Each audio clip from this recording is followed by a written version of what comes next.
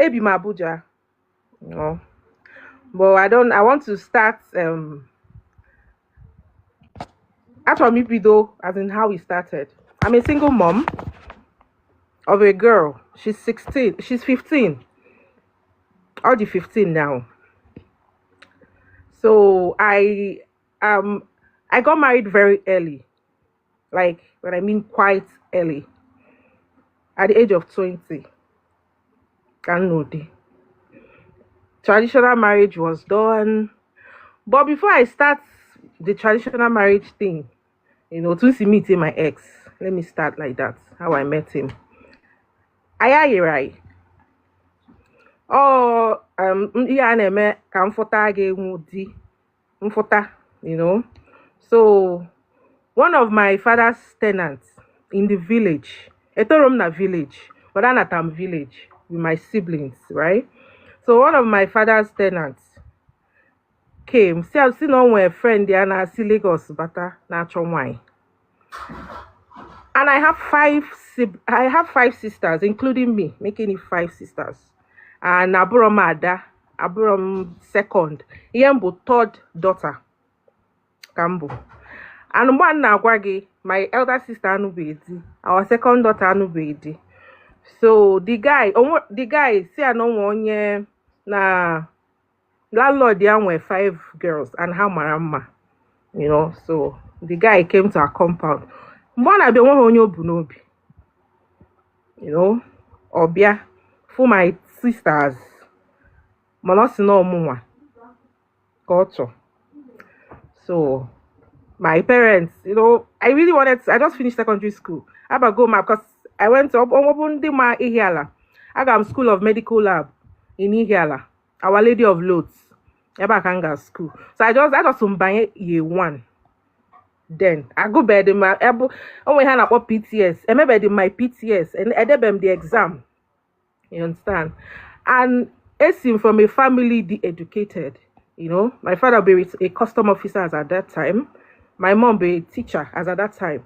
So I came from educated family, So my father in Simba na maya anu dinanka the young. Kanga go chawo. Well, you don't know to go dibia balum. Simba, let me just get married. Then he promised my dad that Namago Guru Akwukwo as an answer to the masters, PhD, intro he go outside Nigeria, that he would train me. He was doing well. He wasn't a poor man. Onyuli, I don't know, Uli Omako, that's where he's from. So, and he was, as at that time, now breadwinner of the family. So my father insisted, or encouraged, discouraged my father, gave him some reasons, my father later agreed. So fast forward to Keme, as in the whole thing, within 1 month, I make go bound for my traditional marriage was very big, very, very big. So, and as at that time, because I met 2010, as at that time, when I'm not seeing school, Our Lady of Lourdes, or even nursing or medical lab as a whole, man, obuni maybe her wedding, you cannot get pregnant. As at that time, I don't know about now. So at my school then, and Our Lady of Lourdes, school of all the system where. Yeah, so he wanted to. I were planning to, So and I'm still actually me. I will go monko, but I told me me as at that time. So we started planning the wedding because I was monko June 24th, 2010. So I now plan Zika my wedding October. Then I discovered I was pregnant that period. So I didn't fast forward. So to cut the whole traditional the wedding thing forward. But before then, I have to say my experience I had with my ex mother-in-law. So during that period, due to school dina Ihiala and her bonyuli, but my ex be here, be Lagos. So I talk another village every time, right? And which is not what I'm used to. Going as in Mahapu, my school, go to the village or see ihe ala na aguli, na shuttle or buri henge meun. So I visit once in a while. But there's one where mafe. During my introduction, my ex Anoria, my ex got China. So osim ozionyozi bia for my introduction bo cousin brother and Mia. So before the day of the introduction, I reached out to the mother, can see keka hasi akwado hana kwa ofuma, her response, onyeromezibo response, her countenance wasn't nice. So I spoke to my mom. See my mom, ni akadikwa too early. Ibido webe issue with my mother-in-law. So I can't buy on my own phone. She didn't answer me. No, she answered me. Mpopi ozazim. Jize my mother's phone boy. Osinsi mano mo na amara. Osim no manomo. Ma wasn't on the phone. I was shocked. What was happening? Like I would say that I started seeing signs, but which I overlooked. Osim ma on the phone. Enjoy more gabia. Osim no maro. Then I called the cousin, my ex's cousin, boy on a phone. See anekwaye neme, afia bu Pedro. See anekwaye neme, osim don't worry na haya bia na habeze ko joy ya nihu ke hemme.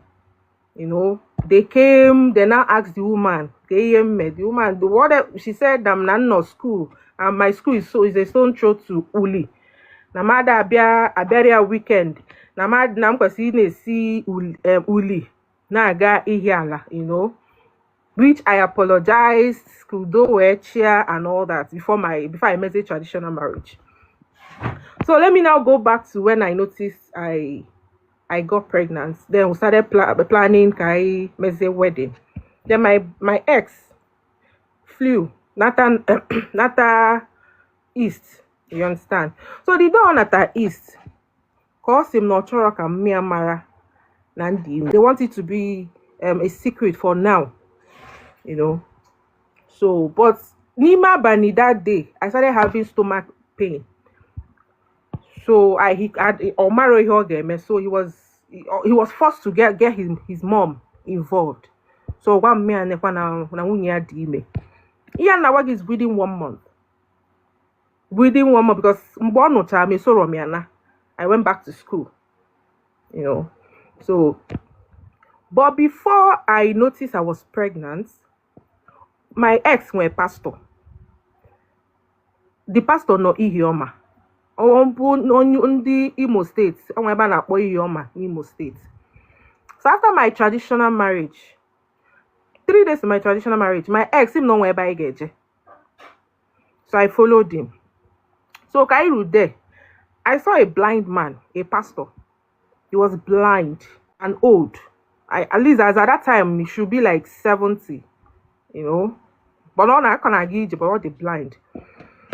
So the man was say Uche, because after my ex Bucha, was say Uche. Inuzi wine guarom. Ni akwa just 1 month ago, ke bia form. E guarom ni energy pota wine. So Mo enego, I don't know, onye buri si we buru pastor, we na fools or we na, So, mgbe I put the thing, the man we say no, ikwapa nwunye gi na ebe a ka ị na-abịa church. Ịkọwakwara nwunye gi ọfụma na ebe a ka ị na-abịa church, Osia So, my nana, si a nana, ma like, no be man nabatakwa church a idum bịa o. No be man nabatara ya. My ex sim never called now. He made as in he obu no buta, but the man marry a hob.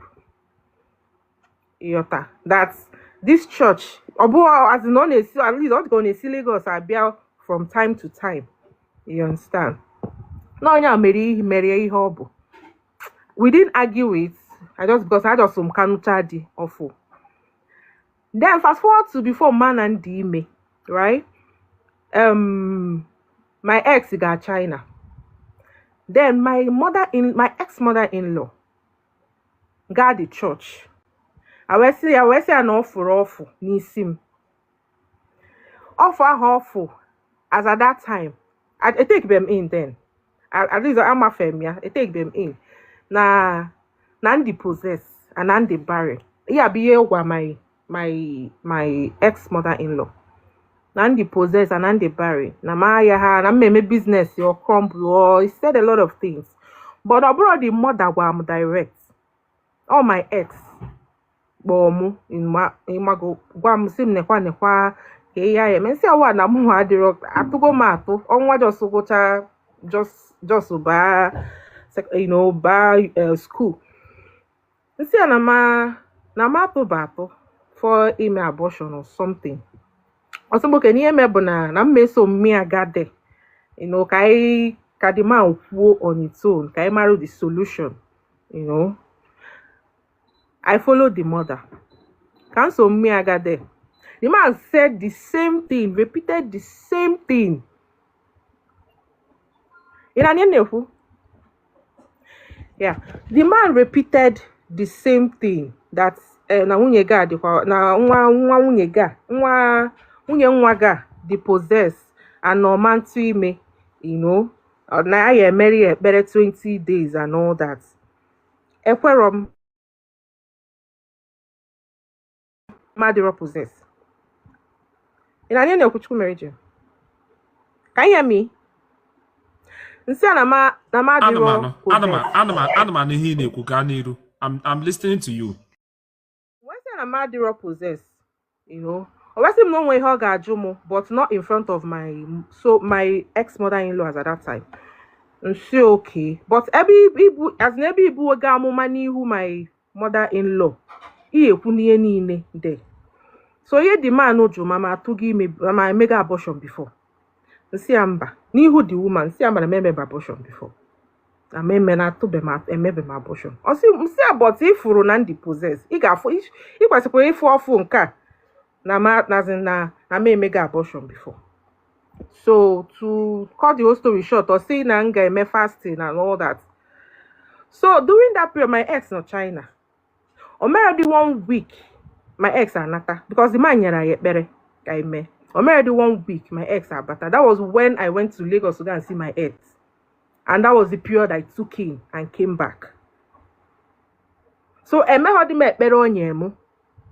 Agba si no de better onyemu me maybe I did it no ya men we take it in and all that, So let me now go back when I told my ex I was pregnant. So after I watched me and Nandime, the mother was happy, very happy. Nandime. So the next day, Osi Kaiga nanke the pastor ni hioma. So Kaiga nanke the pastor. Oje wap the pastor Nandime na hunye ya ete kigukwa in. So the man was like, "Eki ge si we no why? We hapu hunye gi in all Lagos hunye ga noro ihala. Obuze kito odi my ex say no na consider kwe pom ka okporo m na Lagos. I say no dey my akporo m na Lagos. But we didn't have that discussion. It wasn't a discussion me and him had before Ofuoya nihu his pastor, So mbono na ekwu dia ka mma na oche ikpom that he wants to take me. I say mine and say you cannot take me. Like obro git him na school. A marriage muna guy who be them you cannot just take me say mo sorogi because I'm taking he may not everybody 1 month safe because I may take you go in. What of my school? What of no?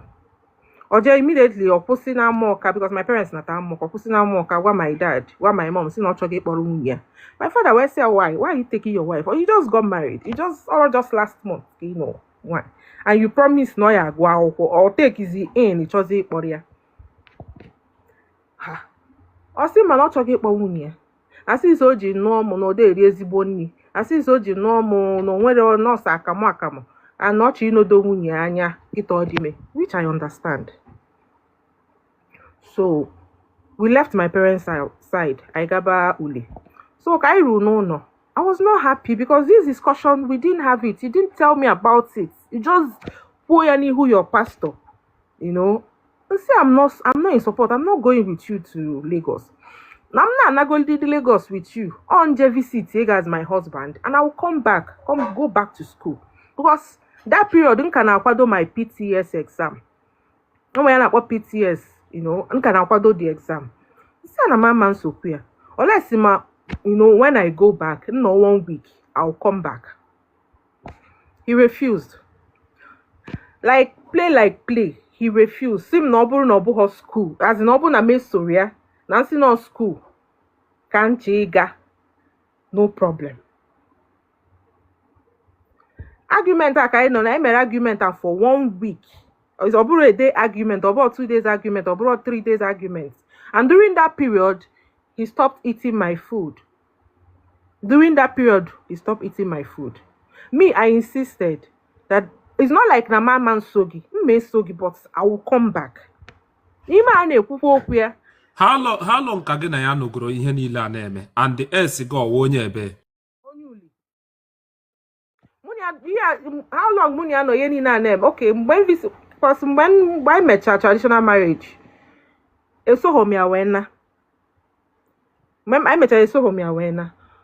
I came back to school. Nyawa agawa China. Some born at China, Kamuagazi, Lagos. Ghana with him, which is I am the husband and wife. I only spent 1 week with him, which is when I took him. Then came back. So I'll literally say that Naomi and my ex he spent as husband and wife in Lagos is just 1 week. Then now we Gina ya nụrụ na 1 week marriage ka ihe niile amegi. Yes. So Monat as the East, Kamunya no extra 1 week, which is a may take it go in, but we are now we are trying to make arguments every time. He gets so muna Lagos on a man so he can afford that. Okay, what's okay? Mposizie school because I'm need room ga Lagos. I'm not coming back. Okay, now iduruzie muna what will I be doing? Also, it's him na catering school. Catering school as onye na akwa neme medical lab. It him na catering school. I refused. I'll be honest. I'll be honest. Majo. Osimoke na yan wache na Lagos ko je zo afia. Then he left. After 3 days, Opo my dad. See my dad do temu because he nwere onye akaebe bụ the man who made me introduce to him. See the onye akaebe do tem. Inanye na ekwuchukwu mereje. See onye akaebe duru mbia na ifu as an ebe uncle ya. I was thinking I was so happy that I'm going to go and meet my husband. Like I felt that everything has been sorted out. I was so happy. I will not make agree just can sorrow ya. Now maybe after 1 week or 2 weeks I'll come back. You know? I was so happy. I went there. I waited for him.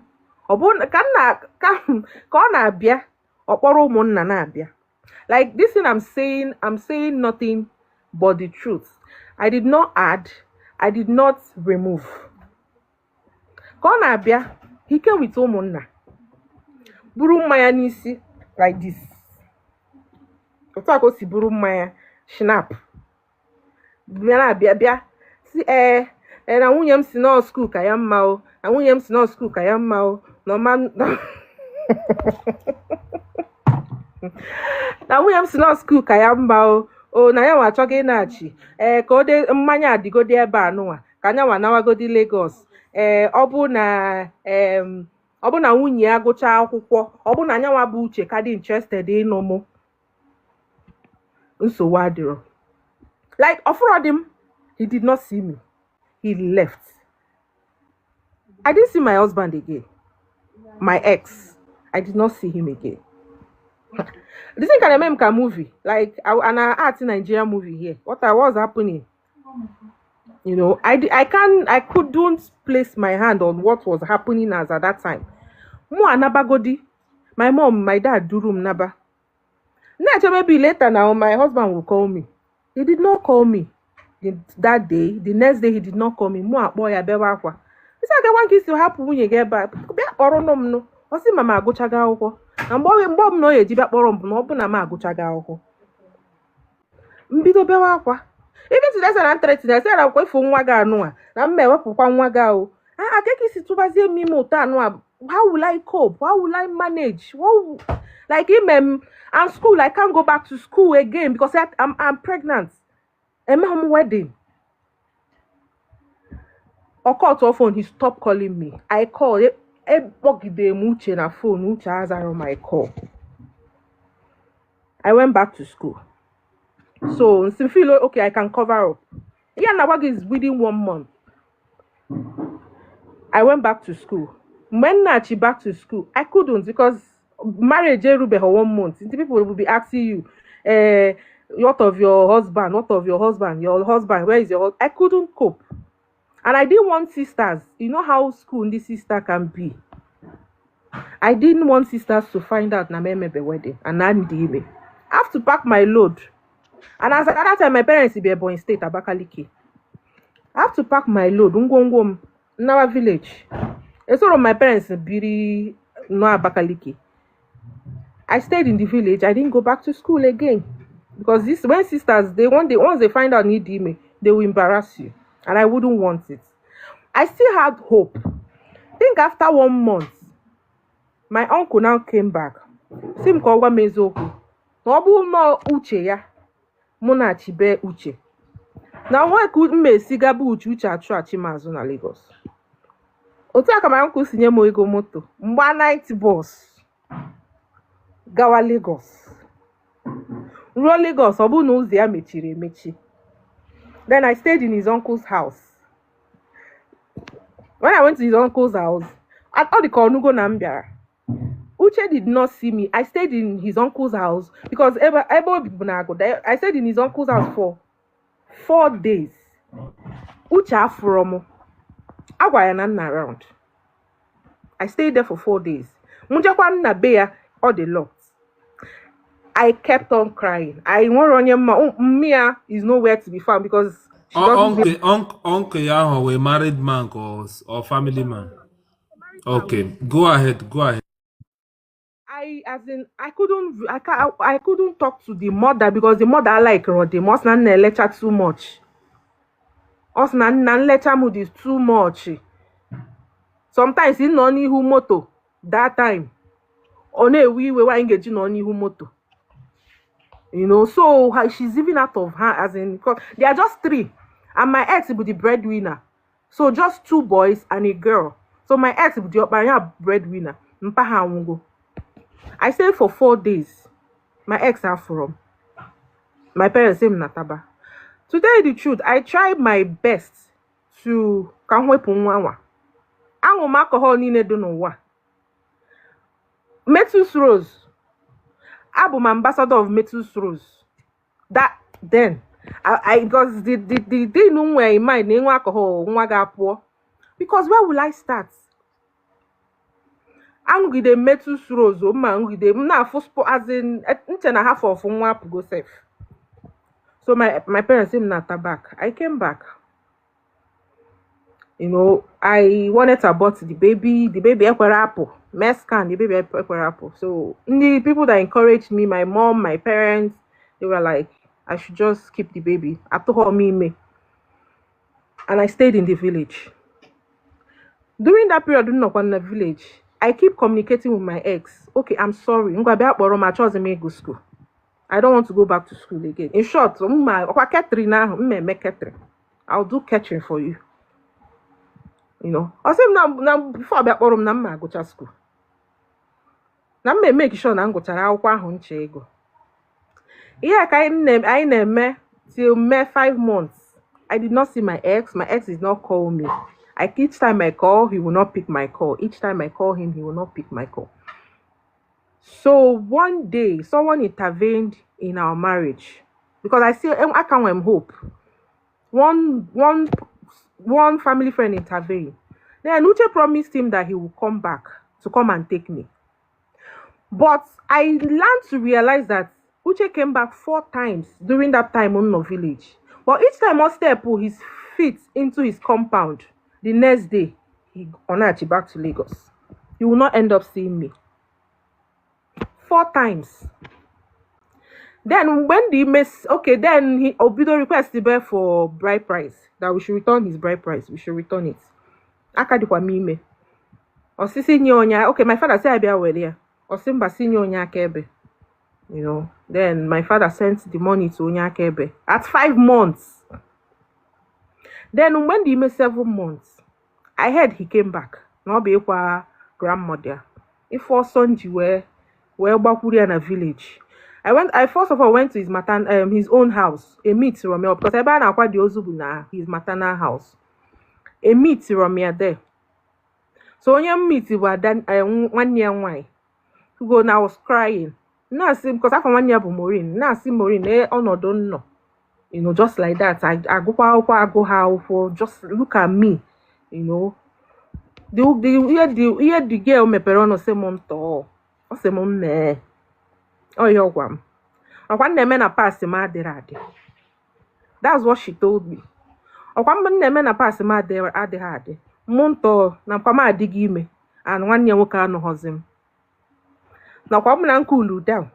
Na nka na mu na eka ndi. Kwam na nkulu down.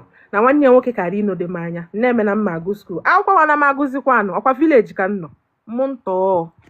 That's what she was telling me. It's okay, kebe your brother no. I want to go and say. Also, no man. Now one tinyi si na mbosi. Because onye the maternal side ya bombos. Now one tinyi si na mbosi. Na aye timiye. Nsi ane tidu mi ezumoshi. Unejide with okay. What did I do? Osimo okay. Niye me that the least she can do for me is I should send my account number so that she will be sending me money. Nsi amorin na agwa de ebukwam. I didn't come from a poor background. Then I left Ngama Mbosi. Immediately my ex saw me, my ex started crying. He started on a beni hunde mad. Because you're not bungala question. He has not seen me for over 7 months. He saw me, he was crying. My ex was like, Ingala, if kwani makakwa, hey, ya female fit kakwage. Na aka love kwange. Mwa nebi ka love mkporunum back or simba no chore enwu. That he doesn't want to die. Nsi ake na-egbugi. Osim na maya hota. Osim na mu that he will take care of me, that he will take care of me and my baby, but he doesn't want to marry me again. That he doesn't want to die. You see where is this die coming from? Ani mana omenala nwanyi di ime marry ni onye as in burial. And onye me burial is related to my ex. So you know, he was so concerned about me that day. He showed me concern. Like, he didn't abandon me when he saw me. You know, the only thing he was crying. Na bomungala ebezna. On ebeneb. I at the movie that day. Eventually, I left. I went back to Amoka. So, when the 8 months, he now called me. See, mama go giyenwa nsiamba. He sent me money. 40,000 at that time is still money. Or send around 40,000. Same guy go tiye. No way you na on needy. Mugwe na ochi ga China. Only you na I should let him know that he will keep in touch. I felt hope. I had hope. He started communicating with me, you know, till I gave birth. So the day Murunwa, he was the first person that called me. He was very happy. Like, he was very, very happy. Imagono. He was so concerned. Osim kembe mapo, you know. I felt hope.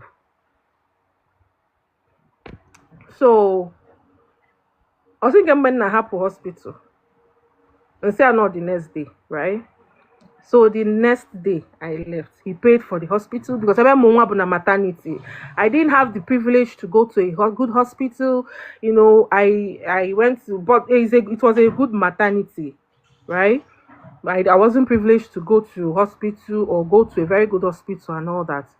So when I went back, because I was so much at my daughter. Immediately in the favor room cannot buy her. After my daughter will meet Somchi. Can buy her for Zubo. But out of respect, because my ex has started keeping in touch during that period, I was about to give birth. I consulted him. Say that why. My ex named my daughter after me. Amarachi Favor Obinatu. You know. And I was happy. I was so happy. Then my daughter 1 month later, because the certificate bears my ex's name as at that time. Or send the gide may go till 1 month. Oru the second month.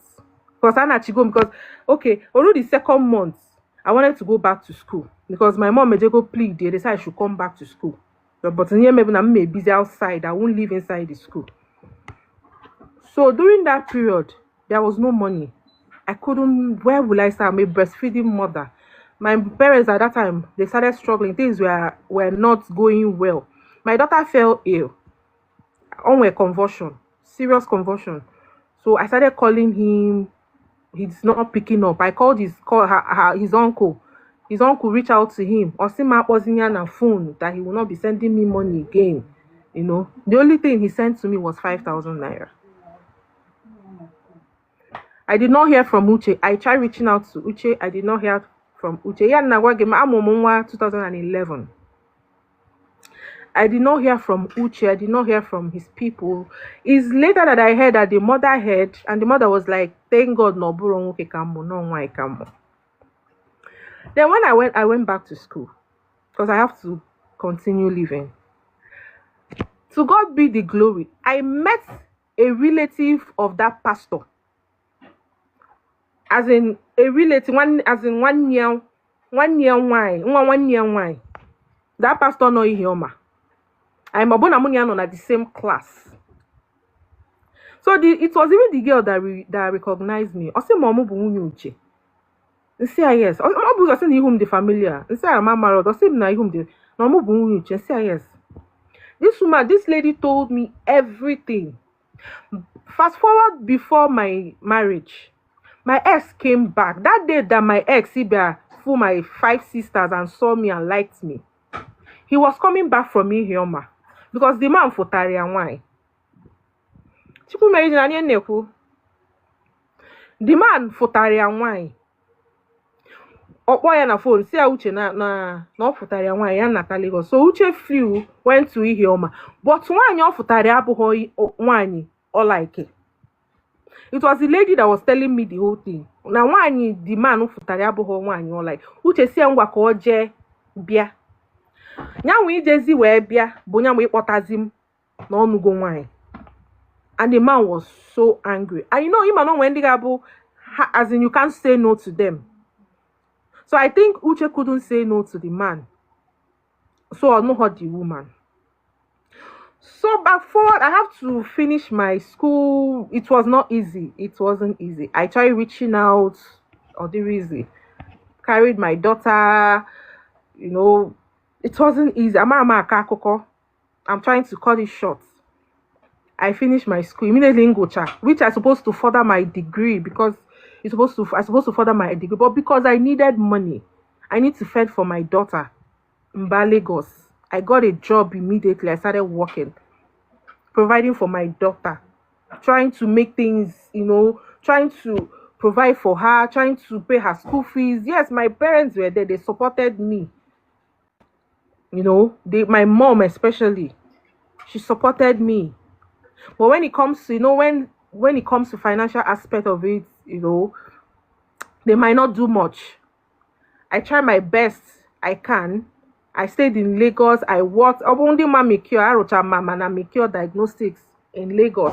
From Mikio, I went and I can say I've been working for over 15 years. For over 2015 in Gocha school till date. Like I wasn't opportune to have a life of my own. I wasn't opportune to, you know, experience good life. I wasn't opportune to experience I was not opportune. I'm going back to school just this September because I want to pursue my degree. So when Princess said that, until date, the father of my child, Afubenwam, my daughter Dioji, my daughter Diocha, Omaro, till today. And you know another thing that dropped tears into my eyes this night. My daughter, because she Oga East, she called me this night. She was like, "Mommy, Am I okay? Say yes, I'm okay. Osimo send their number that day. And this is the first time my daughter has ever asked me to send her father's number, and which I don't have. He said, where is this? Tell me your father's number. Where is it coming from? I told him that he wants to talk to his father. You know, it broke me because for over 15 years, a man, you didn't know if your daughter is still alive, if your daughter is still, you don't know. So, like I said, Aburom, I don't know how to say a story, but this is my story, and I'm still struggling. And I'm grateful to God that I'm where I am today. You know, I'm trying to give my daughter a better life, give myself a better life, because I want more for myself. I want more for my daughter. You know, so, and thank you for giving me your platform to say this. I really, really, really, really appreciate. This is my first time in my life saying this in public. Thank you. You are welcome. The man on a Biakwane letter wagi on a bear letter one.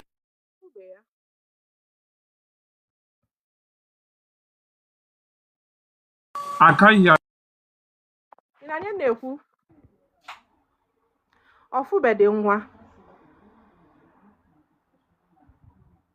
For how long or baby letter?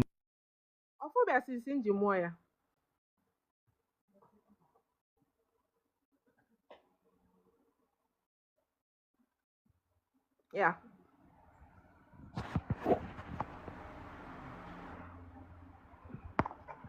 As in, Yama wonye nwe the 100% so nwa ya. And the can be crew more than one hobeya. Afo le ka nwa ge. 15. Can you be audible? As the manas manu hile. Can you be audible? Can you hear me?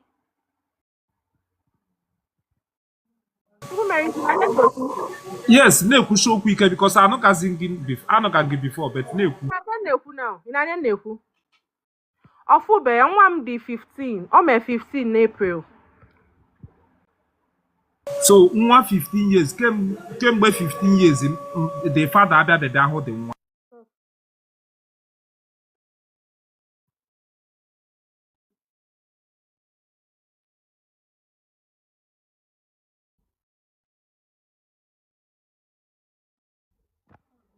Ụmụ nwaanyị unu ga-adị careful. Some ụmụ nwoke enwekwa ihe a jizi nwa kpụrụ. Even nwa enwekwa ihe nwa wụzi ha n'anya, agwakwara m gị eziokwu. Enwe ihe nwa enwekwa ihe nwa wụ ha n'anya. Just all some of them believe na after amụ na-arụ ọrụ ọ bakwara n'uru. Amụ na-arụ ọrụ na a ga-ebi ha afọ ime, a ga-ebi nwaanyị dọgị ya amụta nwa ọzọ.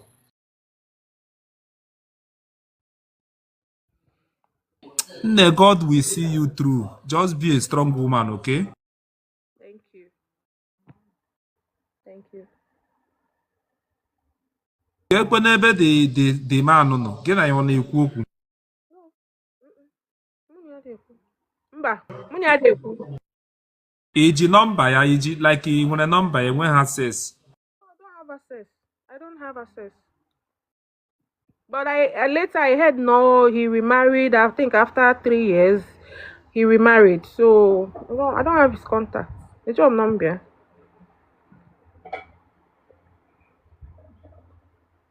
Eweliwe ka ebe gị na this man metiri, ka at the start unu bidoro kpa nkata, ka ebe unu meti, ka ebe unu nọ mata onwe.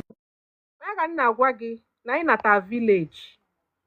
Ị na-anya na-ekwu? Anyị nata village. So my father's tenant kpọrọ ya wee bịa na ọ na-achọ nwaanyị. O nweghị onye o bu n'obi na ọ bụ ịnụ. Because I have 5 sisters including me. Mgbe ọfụ my elder sister Simba, ọfụ our second daughter Simba, osi na ọmụ ka ọchị nọ. That is where we met, and not during Easter period. So during that period, I meet him. I only visited him once with my parents' permission. At least to even know where he stays, to even know the kind of businesses, with my parents' permission. Then coming back, And all of them 3 days, mark 3 days, coming back was our traditional marriage. So Munuche Obinatu Amazuro for 1 month before Muni Anu.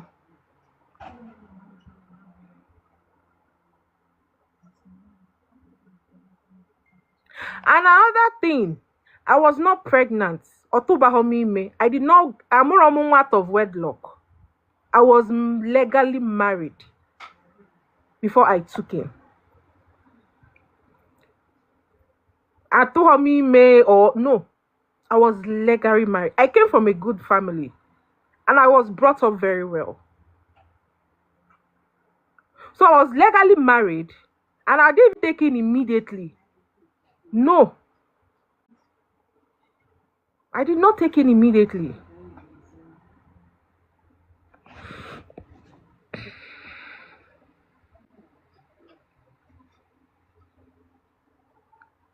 You are better than some of your critics. You are better than some of those that criticize you.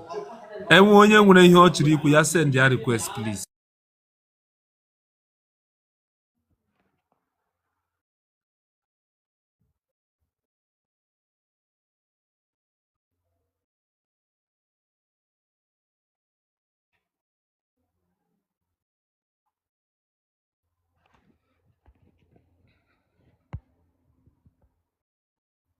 Nne society anyị nọ n'ime ya wụ na ndị ka mma wụ ndị na-akọzi ndị na-akọghị ọnụ. Ịghọtago? Ọ wụ anyị nọ n'ime ya o Saworio let Saworio si onye nka mma akọọla m ọnụ. Society anyị nọ n'ime ya na-awụ ndị na-akọzi mmadụ ọnụ wụ ndị ka mma wụ ndị na-akọ ọnụ. Ịghọtago? So don't be scared of any critics. No, I'm not. I'm not.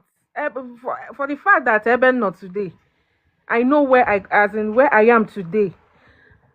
Where I am is just by God.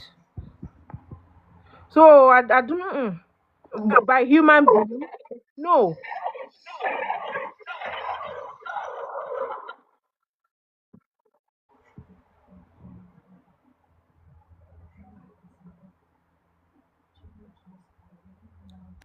Good evening.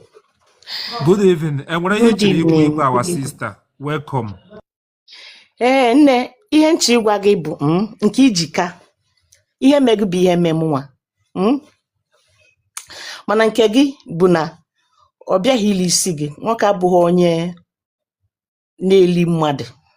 Nke mụ bụ na o lili ụmụnne elidelikpo ụmụnne ya. Sọsọ ya bụ ihe fụ ọnụ. Lie ma nna. Lie ma nne. Lie everybody. Nke gị elighị isi gị. So nke gị ka dị nke mụ mma. Ịghọta ihe na-ekwu? The same way esi anatụ no Christmas anata sị ka eje na family ya na ha dị good na ha dị nka na-enwe ụmụ nwaanyị iri n'ebe ha mụ ha si ugwu Hausa wee nata na ome ha maka na ha dị family rate nka ịwe ihe mee mụ asị na onwe nke ya na nne nne ebi before na onye nwa ebịa asị na ọmụnwa eje chọba m chọjide nchọta m ebe njekwala ekpele ewu kpọọ m sị m na ndị dibịa na-abịa mgbanwe gwa na m achọrọ ịnụ di na nche ịgụ akwụkwọ ụmụnne m ticha m ihe na di abịago too much na iwu na mma eje nụ di emecha Fanta na-agba bọọlụ Fanta onwe nwoke a na-akpọ Fanta ya na enyi ya nwoke onye alụ fụ m n'ụzọ ha kwụsị si na ha fụkpu anya si na ya nwa bụ na achọ ịnụ chọrọ m bịaba baị abịagide be gị sị na achọghị ịnụ di na nche ịgụ akwụkwọ mgbapụ from village gbaga Ogidi township ebe anyị bi ndị be anyị chọrọkwa m di ka na-abịa ụmụ nwoke bịagide the seventh one ịghọtago mana the main thing mbụ na ihe mega agaghị eme nwa gị ekwifu ihe mee gị agaghị eme nwa gị nke ijika ọkwifu today ọkwifu tata ebe a nọkịta nwa mbụ my hero nzugide at a time school nyebe m nsogbu drop na OND je mebere onwe m business megide zụba nwa n'azụ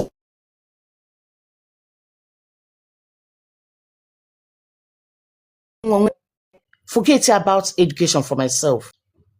Kwa happy inwe experience nwe achọrọ ime HND enwero m polytechnic a enwero m ego ịkwụ ụgwọ akwụkwọ because m gas hostel etu a mmembọ mmechata ego ike ịkwụ na street adịrọ m odekwe m okwerọ m ma mmenwue so nụọ dị hey ka na onwe ụdị ume nku ọ ga-anụ dị amụghị m na mbanye another second missionary journey of my life. Ịma ka ị na-apịa ọ na-eme gị du ihe ilube because it happened to me. Okay, take so many years before ihe ilu. Mgbe ihe ilu akụtasị m akụkọ again in my life. Maka ị na-apịa ị na-ebe akwa mgbe ihe ilu ị na-akụ ị na-amụọ ị na-achị ọchị. Testimony is yours. Onwere onye ị ga-agwa gị believe ga understand gị. It sounds like a joke but true. Some men are manipulators. Some men are manipulators. Onwere ihe so ụmụ nwoke ji nwaanyị kpọrọ n'ụwa ọkwa kịta ka ụmụ nwaanyị na anya na-emepezi ụmụ nwaanyị na-amaduzi ihe. Ịghọtago? That's why mfu nwaanyị megide nwoke fụ ya n'anya ọdụ nke mkpogbuo ya. Because true love is scarce. True love. Okay, if you are true love, or dirado, man is kwa nandi believe or not. Monofi and Chiwago, only one banana or Mr. Big Stuff Nenugu. Nelakwa. Those years, Mr. Big Stuff sim no bluna. Undi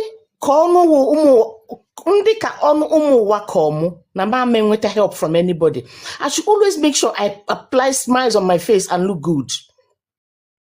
I always make sure I look good and I'm happy. I always make sure I give my child the best. Or like anything. Or like ho. We good akwụkwọ gụcha. Go obodo we men masters. Today nwa nwe unu na Lekki. Ngwa gị na ndụ 52 years, eje 53 years, ị ga-ekweta. Ngwa gị na nwa m 32 years, ị ga-ekweta. Ị ga-ekweta. Asị na nwaanyị ka nka na ha nudi, they should wait and see my story. My story will be banger. Don't cry. Don't move on fast. Ịmaghị ihe ga-eme DM nwere advice pịa ya etu na forget ya because enwere m experience a nke m megide m onye chinyelu m akụzi akpochie ogwe bụ na mmadụ chinyelu m akụzi onye amechie onye afụzi ni ọnụ. The guy is so mo educham onwe ihe edu m wee kpọgharịa alụ ọgwụ physical. The same million Pope John nwụ the worst 1 million zu hapụ mama ya na ụmụnne ha ji wee maalụ and wogo ọgwụ na control gị ya ma ihe ị na-eme. So nke gị bụ na nke gị ka mmadụ safe nke gị dodo mma. O nwezi mgbe ya bụ ụta ọgbaghara tie n'etiti mụ na ụmụnne m mkpọlụ nwa gbalụ chọlụkwa ya jebekwa anyị ejeze na hotel je nọrọ mụ nwa na nyanwa na nwa na-eme ka onye isi na-emebi onye nwe mental. Ọkwa today all story ka ọ bụ gbaba mbọ nne pịaba ego gbaba mbọ ọ bụrụ na pịa wọta blesibi ike ka ngwa ka nsi wee gba mbọ meruo na-ekute mmiri ọ bụ na meruo nwee ike ikute one truck of. And even when you're talking things like this, don't look at comment section because someone here please digi just say it as you say it. Onye get understanding onye issue yinya meruo na be ebute one truck of mmiri obute one truck of mmiri after 1 year ona ojekpata 1 year ọzọ 1 year ọzọ anwa ọkpọta o introduce her to people. Nyanwa n'obodo ha bụrụzie chairman ojego bike mo establish n'obodo ha ọkpagokwa ego nweche kom na meru anwụ ike na-ebute one truck of mmiri those days wee kpata ego ga-eji wee go ọkada. Why na m nwa ya egotenwu moto ọ bụ na m ga na-afụ 2000 naira na-ede. Why na m ama ngotenwu moto nwee bido ajọ 200 contribution daily contribution 200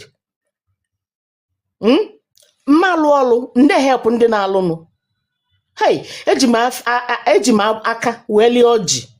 Mana today, nna gwagwado celebrity amahom. Gwagwado celebrity amahom. I can wear business in Nigeria na function. Nwe ụmụ ọlụ. I don't monitor anybody. Because I'm ezigbo mmadụ business m na-aga. Ada eli ego m.